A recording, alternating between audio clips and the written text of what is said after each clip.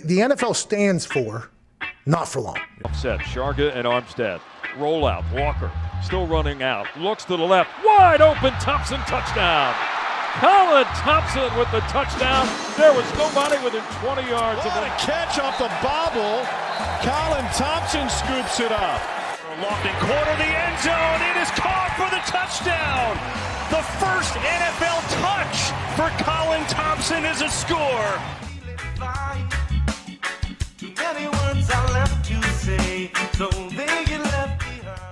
What's up, everybody? Welcome back to another edition of the Colin Thompson Show.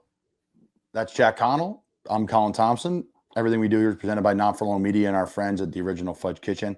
They ship fudge. They ship sweet treats across the country. Saltwater taffy, creamy fudge. What else? I mean, the chocolate-covered pretzels, the homemade Reese's cups. I don't know if they can call them peanut butter stuffed chocolates, if you will. Just all the different flavors: chocolate, vanilla, peanut butter, mint, maple, walnut, all the fresh handcrafted fudge. You can't beat it, Jack. FudgeKitchens.com. They'll ship it to you across the country. And if you get down the Jersey Shore, you can go pick it up all the way from Ocean City all the way down to Cape May.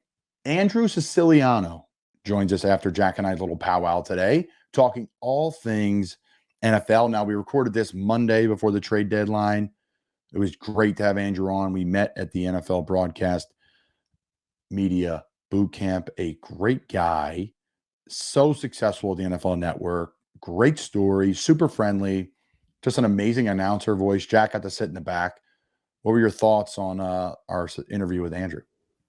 That was great. He's a super great guy. I mean, really insightful information talking about the league. I'm interested to see how the season pans out. You guys are kind of talking ahead, and I think this second half of the season could be really interesting. I mean, there's so much that could happen. I mean, Joe Douglas even said earlier today they're expecting Aaron Rodgers to be back, which is just absurd. Unbelievable. Now, we had Yoni Rosenblatt on before. Yoni talked about how this isn't the most severe Achilles situation, and we'll have Yoni on again talking about Kirk Cousins, something we're going to talk about today on the show. But it's still an Achilles injury nonetheless. Aaron is doing an amazing job pushing through. I'm sure they're doing some rehab stuff and all the different things, but it's not wizardry. Everyone's making out to seem like it's just like drugs and wizardry, and Aaron's, doing whatever and going underneath a rock somewhere and popping out with a better Achilles. No, it's a lot of hard work. I bet he's getting 10 hours of sleep a night, like ridiculous, unhuman type normal behavior, 10 plus hours a night. That's the only way you really recover. Don't let anybody fool you. Sleep's really the main thing. Jack and I are sleep deprived because we're in sports media and everything else we have going on, but that's neither here nor there. So Andrew's coming up a little bit. I wanted to touch on just the crazy day in the NFL that it was today. A little bit more activity this year than last year. High-profile players traded, some that weren't. Just to run through it, Chase Young moved on from in Washington from former top pick. Couple injuries over the years, never really lived up to that second overall pick where he went. He joined his other second overall pick from Ohio State and Joey Bosa with the Niners. Really impressive what they're going to have up front with their O-line with Hargrave, Armstead, Cleveland Farrell, Bosa, obviously, Randy Gregory, and then their linebackers are nasty. Their DBs are really good too. Sweat to Chicago for a second-round pick. Played against Sweat. The guy has super long arms, super physical. I think just a gut feeling. They're traded for him. The old sign and trade you see in other sports where you get a guy so you can get him in the building, and then you have better negotiating ploy because the number's the number for these guys. They don't take discounts, right? Like you're up for your first contract, you get paid as much as you can. That's this game because it ends tomorrow for most players in this league. You don't go out on your own terms. Look at a Kirk Cousins. Look at Aaron Rodgers, right? Like it could be over tomorrow. We're hoping they're back and they're healthy, but you take the money right away, especially if it's your first big contract after your rookie season. So Sweat to Chicago. We'll see how that works out. Leonard Williams leaving the Giants, going to Seattle. Massive for that team. He's a monster, absolute monster. Tried to block him in New York. Tried to block him in the Under Armour All-American game. The dude is a beast. Went to USC from Tampa, Florida, I believe. We tried to get him to become a Gator. He decided to head out west. I get it. Don't blame him. And guy's a monster now, and he'll be huge for Seattle and their defense and how they move players around and play with the big people in the middle and the stand-up guys on the edge and the crowd noise. Massive move for Seattle. Not rocking the boat with the team too much, but adding a big piece.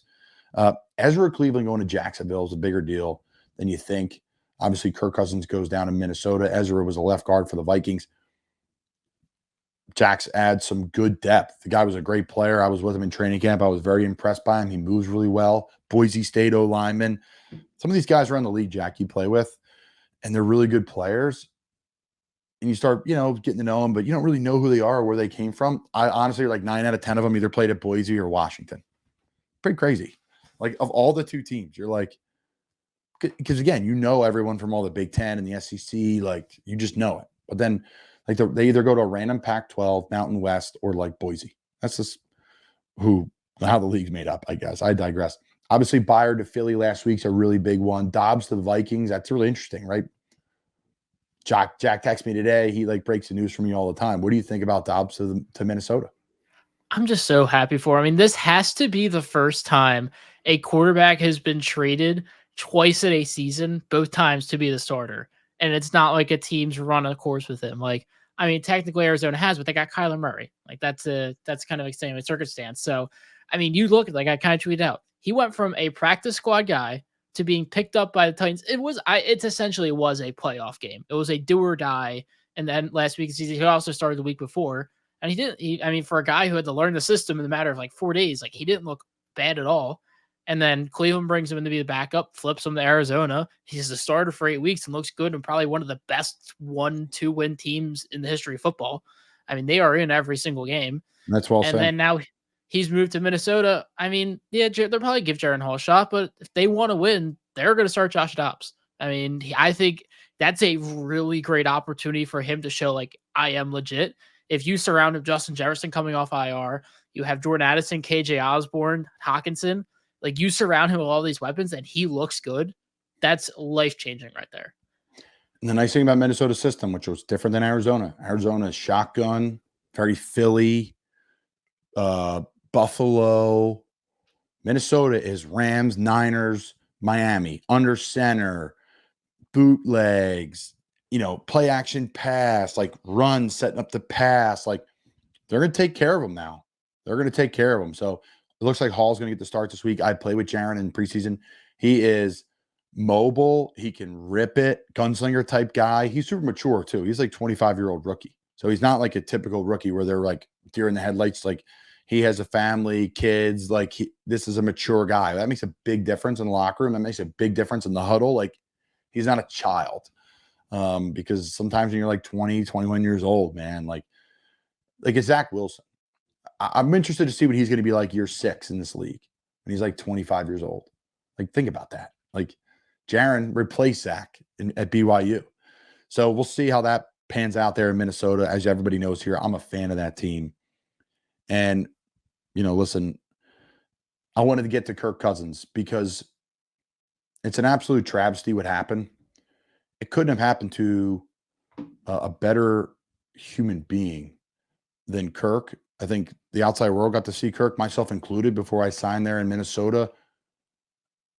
The Netflix documentary on the quarterbacks around the league. And I was just so upset to see him to get hurt. Like, this guy is rarely hurt. Rarely hurt. His toughness is probably his best attribute. His mind, his anticipation, the throws he makes. They're great in games. The throws he made in practices on a routine basis, cross the field, hash the back corner of the end zone. You're like, this guy, it's crazy what the world, outside media, the world, and I get it. You're watching games and you're making opinions based off of games and stats and sacks and interceptions and all that. But it's a team game. And in practice, right, defensive lineman can't sack the quarterback. So you get to see the whole play out. And some of the throws he makes, like, are just ridiculous on the move. So it's really upsetting for Kirk because this is a guy who really sacrifices a ton and really works his ass off. I'm bummed for the Vikings organization, a first-class organization, because I think they're the team of the second half of the season for me, especially in the NFC. It's a shame. It really is a really good group of people there. They still want to win. You know, they have Hall, Mullins. They traded for Dobbs. So we'll see what happens in Mini, but it's a shame for Kirk. He's a great guy, great human.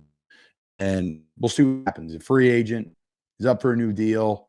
They're saying he's going to be ready by training camp. I hope he is. I hope he is because he's that good of a human being. It was a pleasure getting to know him in training camp. It was a pleasure, Jack, working with the Miller team of Northrop Realty, a local family realty group that we were able to work with here, millerteam.com. Unbelievable people. They bought us the house that I'm recording in right now.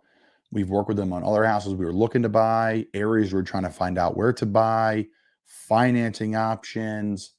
They're the best. A family business that makes you feel warm and welcome, gives you the legit local advice. And if they don't know the answer, they find somebody who knows it. There's nothing worse than someone saying, yeah, making something up, and then you go out later and you hear the wrong thing. The Miller team of Northrop Realty, fantastic human beings that we've been so fortunate to work with in my family. Check them out, millerteam.com. Tell Missy and the team there, Not For Long Media sent you. Okay, Jack. Did you happen to see the Dabo Sweeney video? I did not.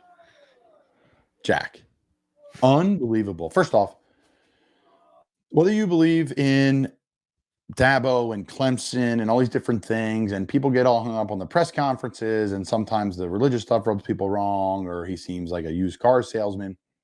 If you think one negative thing about this man, go listen to a video that went viral the other day. Some fan gets on there acting all godlike and I'm just like you, but you're overpaid and you're not a good coach and all these things. Dabo went off and it was unbelievable. So go back and listen to that, folks. If you haven't, it's 6 minutes long. Trust me, listen to the whole 6 minutes. It's fantastic. Fantastic. There's people in the comments last night saying, hey, somebody sum this up for me. I don't want to listen to 6 minutes. Unbelievable 6 minutes. So I wanted to shout that out.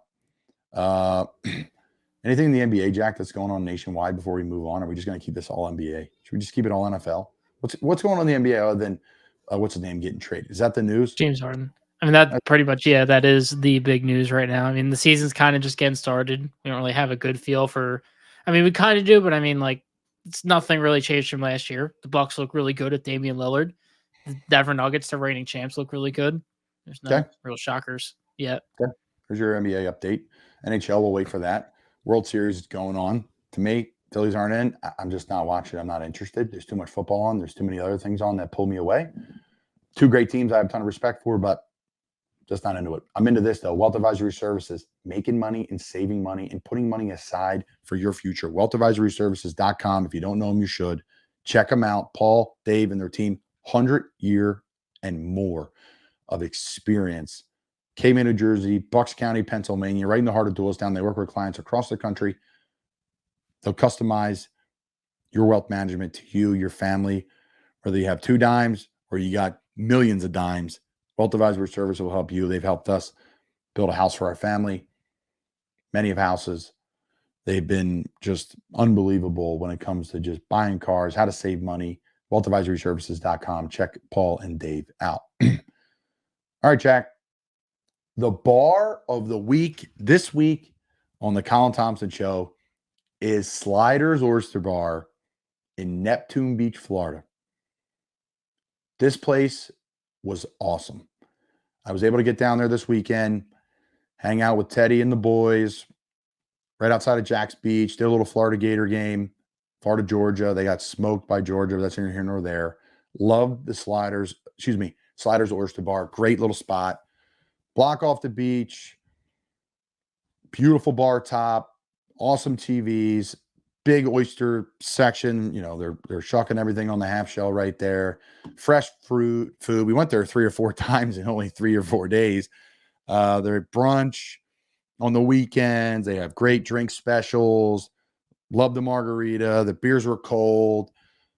Peel and eat shrimp, honestly, coming from Baltimore area, they're so good here. But you can't beat the peel and eat shrimp there. Their sauce and how they made them, so good. So Sliders Oyster Bar, food and ambiance, 5 out of 5. Cold beer, 4 out of 5. Service was a 5 out of 5. TVs, 4 out of 5. Shout out to our boy Logan, Amy, everybody there that took just amazing care of us. A great spot if you're in Jack's Beach, you want to check out Neptune Beach area, just a little north of Jack's Beach. Sliders Oyster Bar, brought to you by the original Fudge Kitchen, fudgekitchens.com. We're going to send it over to Andrew Siciliano unless you got something else to say, Jack. I'm sure people are sick of listening to me talk. Nothing. I think the one trade we didn't talk on that I think was absolutely massive was Rasul Douglas to Buffalo. I think that's a great trade. I mean, he really didn't look great in Philly. I liked his intangibles. I mean, he's extremely lengthy. He just kind of didn't help from what I remember because it's been so long ago and I really wasn't big in the football breakdowns at that point. I was like in high school or whatever. I mean, he was pretty much left on an island. He just got killed over the top consistently in Philadelphia. And then he moved on in Green Bay. He kind of bounced around a couple teams. In Green Bay, he really solidified himself as a near Pro Bowl caliber cornerback. And he was really great for the Packers. And now Buffalo, who lose Tre'Davious White, gets to bolster their secondary for a third-round pick. I think he just recently signed a contract, so I'm sure they have him locked in. I think that's a really great move for Buffalo, and that's something that – and I don't think it flew under the radar in the national sense, but I think it was a really great trade for the Bills. Yeah, the trade for Young and Sweat kind of took the day because it was big change in DC. It's a great point, Jack. Really is. They're a defensive football club, and the injuries there with Tre'Davious White, Milano, I thought they maybe even be more aggressive, but I'm sure they're up against it cap-wise. And no, I mean, McDermott's a local guy here in the Philadelphia area. I wish him nothing but the best, and he's a stud. I played with Rasul in Carolina. People don't realize he was in Carolina for a year, so he's bounced around as well as I have. That's Jack Connell. I'm Colin Thompson. Appreciate Wealth Advisory Services, the Miller Aldave team. Or I got to get this right. I'm gonna struggle with this because it's Missy Miller Aldave. Their team at the Miller team at Northrop Realty. Check them out, Northrop. I'm gonna struggle with it in the beginning. MillerTeam.com, Wealth Advisory Services, wealthadvisoryservices.com, and then Fudge Kitchen, fudgekitchens.com. GEEK promo code Colin Thompson, COLINTHON PSON for $20 off your tickets, $50 or more. Thanks for tuning in. Appreciate your support of us here at Not For Long Media. I hope you enjoy Andrew Siciliano. Awesome dude. All right, so we got the legendary Andrew Siciliano joining us today. How are you, my friend? Colin, what's going on, dude? I hesitate. I cringe when you say legendary, but I appreciate the kind words regardless. That's a hell of an intro, man. You are a legend. And specifically in this sports media business, trailblazer. You've done a lot of amazing things, but more importantly, how are you doing? What's going on in your world now? My world's good, man. Navigating a 13th season at NFL Network. It's awesome. The network just hit its 20. Actually, this week is the 20th anniversary, which was amazing. Honored, flattered to be there for 13 years, doing some other things on the side as well this year. I got to do a couple of Browns games, radio play-by-play. I was born and raised a Browns fan. That was cool. Got to do a game on Peacock for the Big Ten. That was amazing. And loving the life in the network. And, happy to be part of this big football machine, man. How's your podcast world? How's that going? Things are going well. We got podcasts. Everybody has one. That so you're dealing with other folks having a bunch of different things, but it's going great.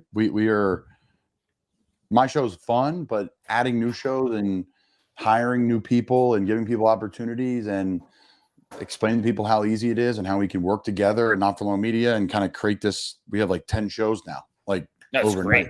Yeah. So a little bit of everything. They're all different, from fantasy football to baseball to my show to we're looking to bring in like a leadership, a gentleman that interviews authors. So just like a little bit of, I don't know, like a little media. That's cool. Yeah. It's been fun, man. It's been fun. Do you guys have a show about like the Phillies? Sorry to, if it's too close to home. Oh man. Yeah. We have a food and just debauchery show called the Sam Boner Show. It's hysterical. Okay. And it's this awesome cult food following group. And that's all I do is do these. My social media is full of this stuff and then me eating and rating it because that's what they do. But we created a show and it was all about the Phillies and just absolutely falling on their face. brutal collapse for a team that really has no flaws. That's a real tough one. And I guess that's baseball, right? Like, Yeah, really. I mean, look at the Phillies' run last year, obviously, and then look at the D-backs and the Rangers this year. It's like a 7 seed, or what used to be a 6 seed in the NFL, making a run to the Super Bowl. That's why we have the expanded playoffs. That's why, look at the trade deadline this week. That's why so many teams are in, or where are all these teams? Well, because these teams, have to make a point, make a decision. Can we make a run? And the last couple of years in baseball, an example of how all you got to do is get in, right? And you can make a run. And that the 100-win teams, whether they be the Phillies or the Dodgers or whomever, it doesn't guarantee you anything. It does not. And speaking of the trade deadline, we did some little bit of breaking news. Leonard Williams traded to Seattle. Yeah. Seattle going, I don't know if the word is all in, but that's a good player. I've had the, displeasure of blocking him or trying to. He's a monster and he's really good. And he adds to that great defense. It's like a perfect fit for him. Yeah, it's interesting too, because that's an example again of a game yesterday that went one way and not the other. And now maybe that team views its potential long-term future a little bit differently. I don't know that John Schneider or Pete Carroll would have, taken their foot off the gas, so to speak, if for some reason PJ Walker converts that 3rd and 3 at the end of the game. But when you combine it with the Niners losing, the Seahawks moving into first, and the realization that we're paying the quarterback now, right? I mean, this is our window. And regardless of what you think of Geno, they paid the guy. This is their window right now. Let's do it. They go out and make the move. They've never been shy about making moves. Part of me also wants to look back at the Dave Gettleman part of this as well, when everyone, was like, what are you doing signing this guy or trading for this guy? And then, the 5th-year option and this or that. Well, they got, they're getting back a 2 and a 4 or a 5 in return. So they're getting a good return. And the flip side of, on the Giants side as well, is the fact that, this was a playoff team 10 months ago. And now they are an absolute mess. And it's not just the quarterback.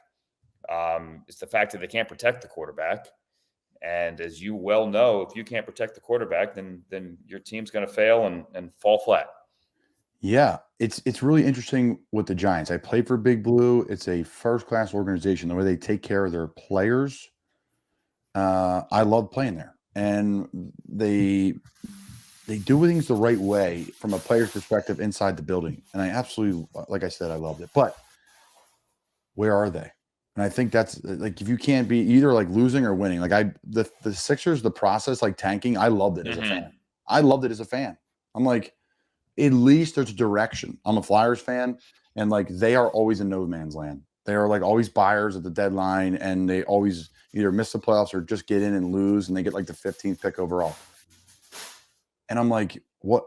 This is it. You can't have a high draft pick, can't nothing. So if you're the Giants, sell and go down and put yourself in an opportunity to really, I don't want to say tank's a word. It's so negative, but it's like, if you're not even remotely close to being in the fight, then don't show up to it in a way. I think they're a victim of their own somewhat unexpected success from last year. If you go back and you listen to what Joe Shane was saying before last season, he was kind of open. I think we praised him on the network at the time for being so open. I'd have to go back and look at the quotes, but if I remember them correctly, Colin, it was something along the lines of like, hey, our hands are kind of tied here. We'd have any salary cap space. This roster isn't clearly where it needs to be. And he kind of suggested there would be a process, right? We're going to have to take some baby steps, right? Or some steps backwards before we can move forward. And then they made the playoffs and won a game. And credit to Brian Daboll. He deserved that Coach of the Year award. He coached his tail off, and Daniel Jones deserved that contract, and Saquon had a great year. But then now all of a sudden it's, well, the bar is a lot higher, and this roster still has limitations. And then, the whole O-line falls to pieces injury-wise, and you're left with nothing. But hey, last year was a great run, but it's still, this roster still requires some revamping that that maybe you needed more time to do initially. Great points. You cover, you've covered football forever now, and you just do a tremendous job. And you've seen the evolution of certain positions. You've seen the evolution of how players are paid, and specifically the running back position. Talk about the Giants, Saquon Barkley. How do you solve this running back situation? Like because these guys are great players, like absolute ballers, but they get hurt. It's a high contact position where it has a shelf life. They've been getting beat up in college. They were getting beat up in high school. It's much different than tight end. It's much different than wide receiver or even offensive line. It's violent contact all the time from all different angles and really weird angles too. So what would you do if you're running back today, or if you're an agent of a running back today? How do you solve this kind of issue in the league where these great players aren't getting paid? I don't know that there is an easy solution. I tell you, if I was the father of a football playing kid, I would steer him anywhere other than running back right now, because I don't know that, if they were fortunate enough to be the, half of 1%, right, that makes it to the league, that it's going to be any different when they get to the league. But unfortunately for these guys, there are so many people waiting to take their job, and coaches believe that they can be replaced because they think that their scheme is what works, less than what the running back actually does. I do favor paying the elite guys, because guys like Derrick Henry, like Nick Chubb, like Saquon, who's younger than those other two, have proven that they are worth every single penny. But you also have to realize on the ownership side that you're taking a risk. You're taking a fairly significant financial risk. But Colin, as you know, the franchise tag number for the tight end, correct me if I'm wrong, is higher than it is for the running back. Now, there is a scarcity of elite talent, obviously, at tight end. And the elites are so difficult to replace. Take Travis Kelce away. Is someone stepping in and getting 100 catches and performing at a Hall of Fame level? No, but we've seen third, fourth, fifth string running backs step in and rip off 150-yard games, right? And so coaches think, well, anybody could step in and do that. And so then we don't have to pay those guys. I think the biggest disappointment for me on so many levels is the Nick Chubb injury week 2. Not only is he just a first-class guy, right, and a beloved teammate and beloved in the community, but he was going to be, in my eyes, the test case for all of this. And Nick and I spoke in training camp when we did a show there in Cleveland. This year was the last year of the big guaranteed money on his contract. And next year, he was due to make unguaranteed, I don't know, maybe 14-ish, 15-ish, whatever. It was a nice number. And he was coming off a 1,500-yard season. If he were to put up another 1,500-yard season, right, and the Browns were to be playing collectively as well as they are now, right, make a run at a playoff spot, then what do you do with a soon-to-be next year 28-year-old Nick Chubb? Do you give him a third contract? I think the Browns would have been forced to, with good reason, give him that third contract. And he looked at me and he knew where I was going, and he conceded that, yeah, he had thought about it. But then he got hurt. So, we need a test case like that, like an older elite player, right? Like if Derrick Henry in the final year of his deal rips off a great season this year, wherever he goes or ends up, whether it's Tennessee or traded to Baltimore or wherever, and you're looking at Derrick Henry pushing 30, but still at the top of his game, then what do? You need more of those and hope that money trickles down to everyone else. Yeah, the Derrick Henry situation in Tennessee, Will Levis playing great, putting up big numbers and just absolutely ripping the ball. Let's change subjects here a little bit. There's got to be a team in the league that you really enjoy watching this year, or you were confused why they're good or confused why they're bad, but whatever that may be. Who's the team that you're like, this team's on this year? I like watching them a lot. Man, I can go a lot of different places with that. I'll say Miami, only because they are that much fun to watch. I mean, look at the touchdown to Tyreek yesterday. I mean, the guy, that offense, everything about that operation with Mike McDaniel is so much fun to watch. But Colin, who have they beaten? They've played two really good teams in Buffalo. And who did they also? Philly. They lost to Philly. Philly. All right. Buffalo and Philly. Now, they played Philly Titans in the fourth quarter, and then obviously the game got away from them at the end. But the two really good teams they've played, they've lost to. Everyone else, I mean, they just blow out of the water. It's almost like they're toying with their food. Maybe they hang around for a couple of minutes and then, okay, we're good. And then they give you all these highlight reel plays. Like if I had that football age playing kid, I would take him to the stadium when the Dolphins come to town so he could see that kind of circus because they're amazing. But do I trust him in January? Not right now. I don't. Now, it's not January. So good. It's still October when we're recording this. They're the one. And then I think there are a million teams that are kind of stuck in the middle. Like, are they good or are they not good? Like the Falcons, right? Like the Vikings before Kirk's unfortunate injury, right? Like, they good or they not good? I don't know. I'm bummed about that. I really don't know.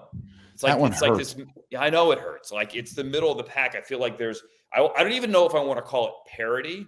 I would call it enhanced mediocrity, whatever you want to call it, in the middle, right there. And I feel there's a lot of those teams that, as you said, kind of are confusing. Yeah. I mean, this Ravens team really interests me. They just have like the Eagles, very similar in a way where they're winning some games that aren't that pretty. They have tons of talent on both sides of the ball. They have great coaching, proud franchises, great fan bases. Like the Ravens to me are the team in the AFC. I think it's going to be, I mean, I don't know how this playoff thing's going to work out where, halfway through the season, the whole nine, but the Ravens have interested me this year. They have been the team. Lamar stepping up, playing the way he's played, the throws down the field. You're just seeing the money pay off, which is great. I love that for players. Like you're saying, that old running back, like pay guys and guys perform. I think Lamar's been extremely interesting for me this season. I think Lamar's playing his best football, and that includes his MVP season. And even the games that maybe don't get the attention. Last week was great. This past Sunday. The Sunday before that, phenomenal. Go back to when they won in Cleveland. His numbers were not great that day in terms of his overall yardage and everything. They ran the ball really well. First team to run the ball against the Browns. It's since happened, but they were the first. His ball to the back of the end zone to Mark Andrews in triple coverage. Remember that one? Back part of the end zone to the right. You throw it, you're like, what are you doing? And then Mark Andrews caught it because Lamar put it in the one place where nobody else could get to it. And that, to me, I said that night, that was as good a game as I've ever seen him play, just because you only asked him to throw the ball 19 times. He threw probably 19 perfect passes. And there are times where he has, in the past, run where he is standing there and he's picking you apart, and he's deadly accurate. I mean, it isn't the prettiest ball, and sometimes it's coming from here and here and here and here. But we praise Patrick Mahomes for all his off-platform throws, and then you want to look at Lamar and go, but it looks funny when he's throwing it, and I don't care. He is playing as well as he has ever played. And Mike McDonald defenses are hard to prepare for, right? I mean, he's throwing the bag at you every week. So, yeah, I think they are absolutely a championship threat. They are for sure. And I think as we continue to move on, you're going to see Lamar running more. And that's scary for the rest of the Yeah, why not? year. I mean, you know, because if he hasn't been running and you're going to let, teams are going to play back and not spy him or not whatever. Yeah. Go ahead. Then he'll run. You're really truly playing with fire, and that's there. I'm sure you could see the offense this year. It's changed a little bit different. The more down the field throws, they're working in some different patterns, some higher level. That sounds bad, but some higher level, more complex Kansas City type, pass game down the field where before it wasn't. It was a lot of play action. So you're seeing that and too. His accuracy, dude. Yeah. I mean, he's not. Obviously, it's not 2018 anymore, but he's not just the guy that said, "All right, I'll throw the seam to the tight end," right? Yeah. Like that. That's my whole bag. No, he's not. Like we're so far above and beyond that, but he's not getting the attention. Clearly, I don't think he cares. Yeah, they just keep winning. Yeah, they just keep winning. Yeah, they're interesting for sure. Okay, so I don't make many predictions, but I was because of my current status in and out of this league. I was on a radio show today, and we're talking like, well, who's your Super Bowl contender? I'm like, I don't do that, but I'll say this. I think it's Kansas City and Philly until they're knocked off. Sure. Until they're knocked off, right? Like, that's my kind of political answer, but it's also how I really feel. Like, it's hard to just say, like, those two teams, man, they're just different. They're finding ways to win. Obviously, Kansas City loses last week to Denver, and that's a part of the NFL season. Right? Eagles lost to the Jets, and that was a whole big deal. And I still think the Niners will be fine. But the Colin Cowherd, some people love him, hate him, whatever. I enjoy his work. I think he's really sharp. And Colin always says, owner, general manager, head coach, quarterback. If you check the box in all those places, you have successful franchises, and those two definitely do. Yeah, don't you love that airport question as well? Like, hey man, who's going to win the Super Bowl? I don't know. I have no idea. Like, who has some good advantage? Is it snowing? Like Look, I'm good with both of those. There's always an outlier. I don't know that Seattle is that team, but they look good yesterday. I still think they have offensive line issues that are excuse me, going to come back to haunt them. If Dallas plays the way it played yesterday, sure. I don't know that they're always going to play that way. I still think, to go back to what you were just saying about that checklist, any team with the quarterback, and that goes for the Bills as well, has a shot. At the same time, I think fans are overlooking how much Matt Milano and Tre'Davious White meant to that defense. You don't just lose, for all intents and purposes, all due respect to an aging Von Miller, your best two defensive players, and just assume you're going to play the same level of defense and have the same fortune in January without, hands down, your two best defensive players. So I think that's a big hit that may come back to bite them. And then who else? The Lions certainly have a shot. I don't know about the Niners. They're not getting the pass rush right now. No one really in the NFC South. Sorry. AFC West, nobody outside Kansas City. AFC South, no. AFC North, it would not surprise me if any of the four made a run, with the possible exception of the Steelers. I'm still not necessarily buying Kenny Pickett. Did I miss anyone? That AFC North is brutal. We played them last season. I was in the Carolina active, 3 years ago, 2 years ago, and then last year I was on the practice squad, and I had a bunch of injuries, and I was able to really sit back and watch the AFC North. They are brutal to play against. Everybody is massive. Like, usually, NFL is big, don't get me wrong, but like certain teams are just huge. Pittsburgh, Cleveland, Ravens, massive players. Cincinnati's got some big guys too. They got great players. But like those three in particular, you're like, whoa. Like, it's just different. Even the NFL guys are like, whoa. But, for me, I really wanted to have you on because I wanted to hear your journey, a little bit about your story. I think you have an interesting one nonetheless. And this is where the tough part for me is, like, tell me the fun stories. But that journalism, take me back to the beginning, though. Like, did you see yourself being at this level you're at now from day one? I'm passionate about this media business. I never thought I'd get here, man. I will just sum it up. I'm one of the luckiest guys out there. We all work hard, certainly. And yes, kids continue to work hard. I got some breaks and certainly I worked my tail off, but I never thought I would ever do this. Colin, was the kid who grew up listening to the radio, listening to games on the radio every night. Baseball, certainly. Huge baseball fan, watching football long before Sunday Ticket with my old man, and thought maybe I wanted to do this, but I was a really shy kid. I thought the easier way into doing this might be as a writer, like talking on camera or talking into a microphone. I could never, ever do that. I couldn't talk to it. I still feel a little bit uncomfortable getting up on stage in front of a room of people. I'd rather do it on TV where it's just me in a room where everyone I know.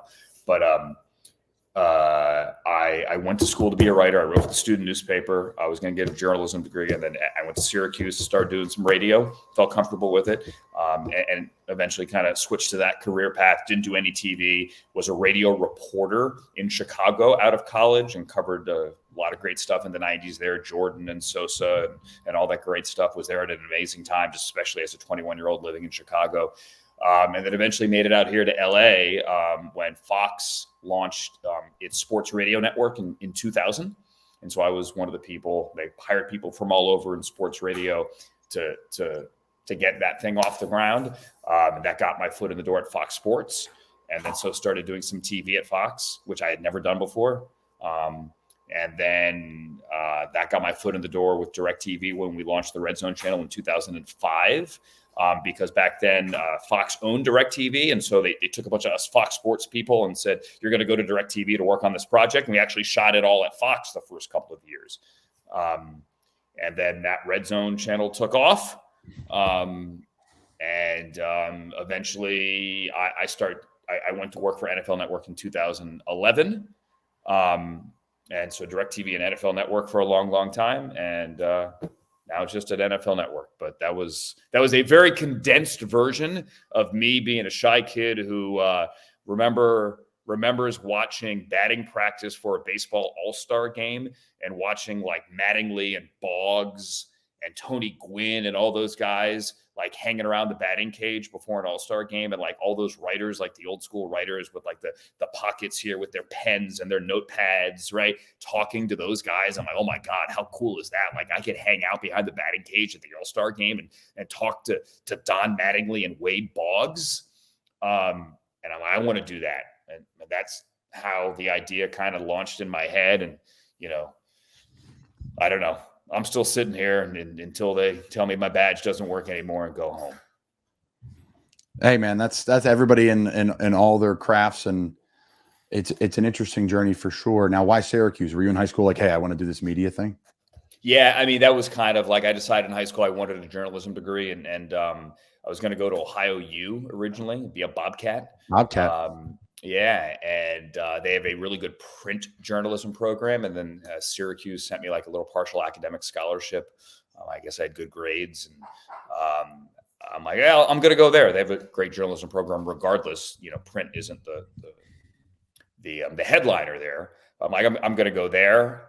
Convince my parents to do it. My parents kind of thought that like, oh wow, it's in New York. I mean, you're not New York speed. You're kind of the quiet kid. Maybe Southeastern Ohio feels a little bit better. But I ended up going there, and here we are. Upstate New York's a little slower, a little quieter. Yeah, it's more of like, oh, it's all these New York kids. Like, yeah, I'll deal with it. So It's a little bit different. All these years later, my name ends in a vowel. I talk with my hands. I'm pretty loud, and everyone just assumes I'm from New York. I went to school there. Close enough. There you go. Okay, so what is going on right now in like your world, in this sports media world, because it's ever changing. The red zone is blowing up, but I love asking guys like yourself who are in this business, are on the cutting edge of things. What's next, or what's going away other than radio?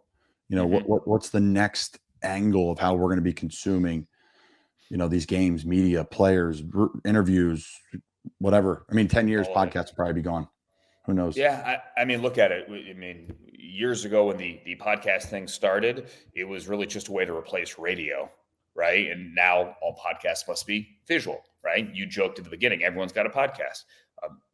Obviously, it's grown to the point where, and technology has grown to the point where anyone with one of these, I'm holding up a phone for those who are listening to the audio version, has a better TV studio than anything that was ever put on the air when I went to college, right? I mean, more power in this one phone as a production studio than real television studios back in the 90s and early 2000s. So anyone can do anything from anywhere at any time. And look at NFL Network and the NFL Plus push. Obviously, it's the easiest, the best way to get to the fan is to go to direct to consumer. ESPN's president has said that within 5 years they are direct to consumer, and the cable companies are probably out of the equation. Any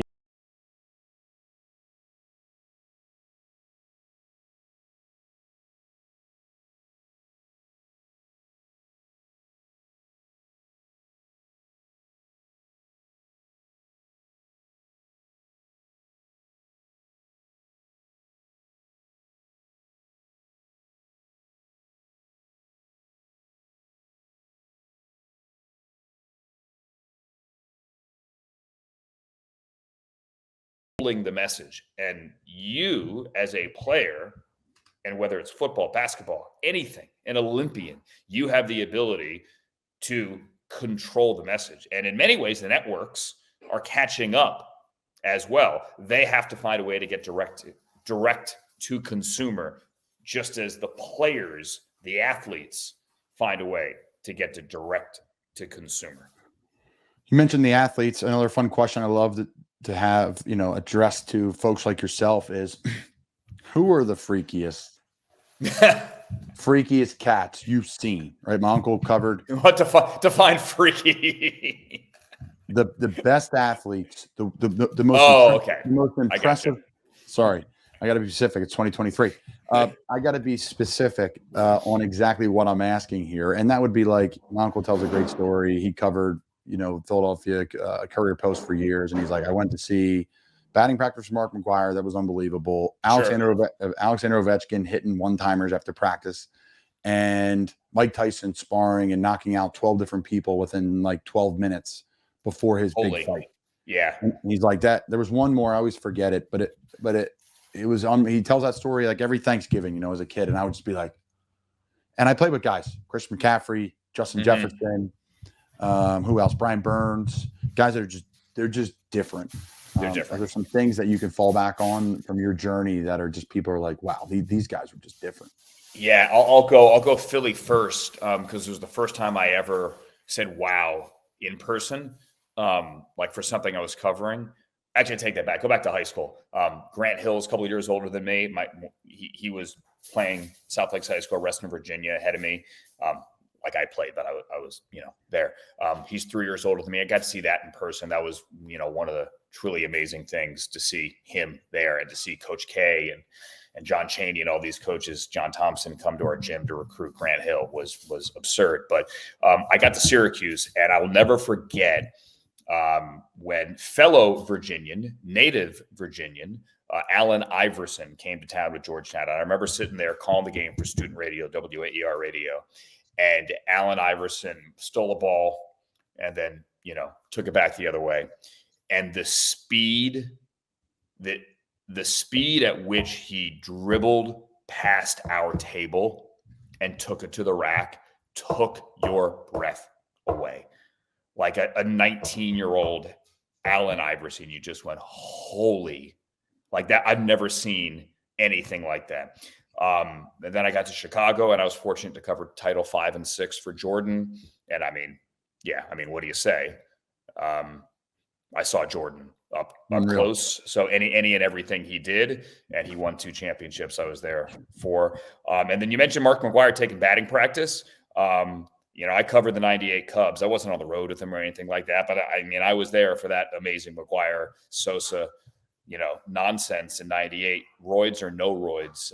To watch Mark McGwire take BP. Sosa was great in PB, in batting practice, don't get me wrong, but McGwire, I'll never forget, if anyone knows, left field at Wrigley, right? So it's Waveland and Sheffield. Sheffield goes north-south, Waveland goes east-west, right? So left field at the corner of Waveland and Kenmore, okay? So 1032 West Addison is right there. 1032 West Waveland is right there. There's a residential building. We always used to see the guy with the fishing net out the window. And then Kenmore goes north-south. McGwire hit one in BP, 3 doors up Kenmore on the east side of the street that broke a railing on the front step. And I was standing out there, and that was, I'm not going to try to put like some Ruthian legend on it, but I swear that was 550 feet at least. It shouldn't get there. And he broke a railing, and it was just that's the craziest thing I've ever seen. Wow. Yeah. Yeah. I think for me, one of the craziest things I've ever seen was in practice, Christian McCaffrey running. And it's something amazing. He made it look so routine. He was running to the pylon. Christian was going left to right out of the backfield. Quarterback's in the gun. He's running to the front pylon. The ball's behind him. He doesn't turn around for it. He just puts his hands behind his back and just catches it like a normal way, but his hands flipped over behind his back and just caught it and tucked it routine and went in the end zone. And I was hurt. So I was standing behind the group watching practice. I kind of looked at someone. I'm like, did you just see that? They're like, yeah, what was the big deal? I'm like, did you just see that? Then we go into the film later, and everyone's like, it's like the first tape the next day in the team meeting room. Like everyone, we're like laughing and almost making fun of him in a way. Like, dude, what, are you okay? Like, what? Like, no effort. It's just like pink. You're just like, wow. This guy's different for sure. So, what's next for you this year? Are you get like cover any big events? Like, are you at, or like, what's the playoffs look like for you? I know there's changes with the red zone and NFL Network, but what are some things you're looking forward to as the season moves on? Yeah, I mean, every week's a new adventure. I mean, the Super Bowl's in Vegas, so I'm certainly looking forward to that. I'm looking forward to the Senior Bowl in January. That's one of the things for NFL Network that I love, love, love, love, love. We're down in Mobile for a week. Why do you love the Senior Bowl so much? I'll tell you why, because you get to know everyone before they get to the league, right? And you get to see that week of competition. Take Tyson Bagent, for example, right? There's a D2 quarterback who showed up at the Senior Bowl last year. And honestly, during the week of practice, but turned out to be a gamer, right? Not that he won the game or anything on Saturday, but he made some throws. You're like, all right, like it's speeding up for him, right? He's comfortable now. He's got it. But to see those guys get their feet wet, get NFL coaching, and to say that you saw them before they got to the league. I mean, Jim Nagy and before him, Phil Savage did such a great job stocking those rosters that I feel like for my job covering the league, it is such a great launching point to learn everyone's backstory before you get to the combine, before you get to the draft. And it helps me so much when you're out there at training camps, when you're covering games, because you have tucked away in your head, oh yeah, he went to so-and-so and he was a transfer from so-and-so. It's like yesterday it came up, like Drew Sanders recovered the muff punt. Hardman put the punt on the ground in Denver. Like Drew Sanders recovered. Oh, well, I remember from the Senior Bowl that Drew Sanders finished at Arkansas, but started at Alabama. And I know his whole backstory, right? And to me, that stuff is invaluable. And plus Mobile is awesome. They're great hosts, and you get a chance to catch up with everyone you haven't seen in a year. Every coach is there. Every GM is there. It's low key. It's not like, Super Bowl corporate parties. Not that those aren't great, but it's invaluable. That's great. Yeah. It's an organic way to learn all the information. Yeah. Read something. It's like, but actually get to know people, like actually have face-to-face conversations, right? Because everyone's within a 2-block area, and you're going to get coffee in the morning, and you're running into, player X from wherever, right? And hey, player X now, and mom is there as well, right? And then you have that conversation, you make those connections, and as you know, Colin, like it's not fantasy stats, right? People aren't reduced to avatars on their phone, right? In and out of lineups on Sunday. It's a people business. Everything's a people business. And you guys, I say you guys, all NFL players, all 2,200, whatever, right now on rosters, have stories to tell. And we got to tell those stories. No doubt. And I think a lot of the players are aware of that. They worked great with you guys. They have their own platform, right? We talked about consumers earlier. It's an awesome organic way to do it. I've never been to the Senior Bowl. Maybe I'll pop down there this year and just hang out. Yeah, it's cool. It's a great, just networking. It's a great place to be. As we wrap up, we walked by each other on the NFL broadcast media boot camp, and I tapped him on the shoulder. I'm like, Andrew, I don't think we have a lot of time, but I'm a huge fan. I remember where we were. Yeah. I'm glad you did. I want to love to connect because it didn't work out organically this time, but we'll have you on the show, and then we'll actually meet and be able to chat later. But first off, that event is incredible. If you ever a player listening to this that have a chance to go to that, it's invite only situation now. You got to put a bid in to get in, or a little bit of a resume and a video. But it was so well done, and the NFL Network team and all the people that were there are so first class. It was unbelievable. But my question for you is this. They put us through a few different things. We had a call game on the radio. Mm-hmm. We had a call game on TV, obviously color side. We had to, sit at the desk and do pre and post game breakdowns, opinion stuff, and then we had to do a podcast.